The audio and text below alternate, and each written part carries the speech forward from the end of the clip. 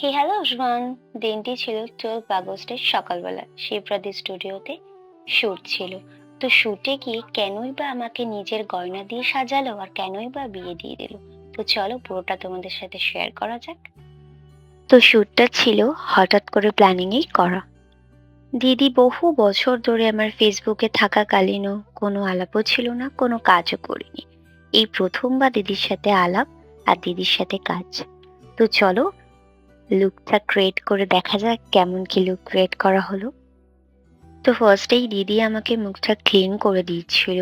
আর এরপরে যে পার্টটা, প্রত্যেকটা মেকআপের মধ্যে সব থেকে আমার বিরক্তিকর পার্ট হচ্ছে লেন্স লাগানো, কিন্তু এটা আবার পরতেও ভীষণ ভালো লাগে আমার। তো এটার সময় আমার যা দুর্দশা হয় সেটা শুধু আমিই জানি। তো এটা হচ্ছে আমার একটা বাজে পার্ট মেকআপ। তো অনেক কান্নাকাটি যুদ্ধের পর এট লাস্ট লেন্সটা লাগানোর পরে একটু রিল্যাক্সেশন করছিলাম হাওয়া খেয়ে। উফ, দারুণ রিল্যাক্সেশন পাচ্ছিলাম। তারপরে আমার বেসটা কমপ্লিট করে নিল দিদি। দেন আই মেকআপটাও কমপ্লিট করে নিচ্ছে সাথে সাথে। অলমোস্ট সবই হয়ে গেছিল, এখন হেয়ার সেকশন চলছে, তারপরে কলকা হয়ে আমাদের ফুল লুকটা কমপ্লিট হবে।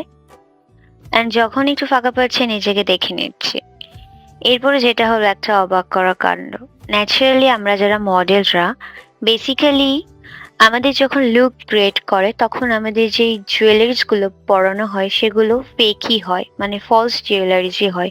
কিন্তু এখানে দিদি এতটাই ভালো যে নিজের রিয়েল জুয়েলারিজ মানে সোনার গয়না পুরো আলমারির থেকে বের করে আমাকে পরালো। টোটালটা দেখছো, চিক থেকে হাড় থেকে হাতের চুড়ি আংটি কানের টোটালটাই সোনার। আমি তো পরতে খুবই ভয় পাচ্ছিলাম, বা দিদি বললো না তুমি পরো, ভালো লাগবে।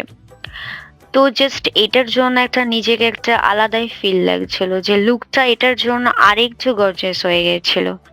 তো চলো আমাদের লুক পুরোপুরি ডান, তোমাদের সাথে একটা ফুটেজ শেয়ার করা যায়। তো চলো।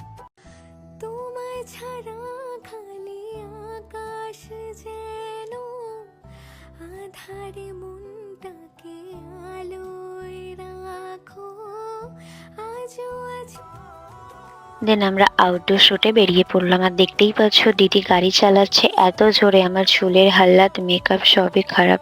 তো যাই হোক, তারপরে এসে একটু রিটাচ দিয়ে আমরা খুব মন দিয়ে শুটটা কমপ্লিট করেছিলাম।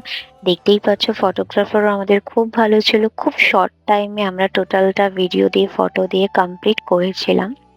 অ্যান্ড আমরা শুট করতে করতে এতটাই প্রফেশনাল হয়ে গিয়েছিলাম যে আমরা লাইনের উপরটাও ছাড়িনি, ওটা নিয়েও আমরা শুট করে ফেলেছিলাম। দেন তারপরে ওটা কমপ্লিট করে শেষ না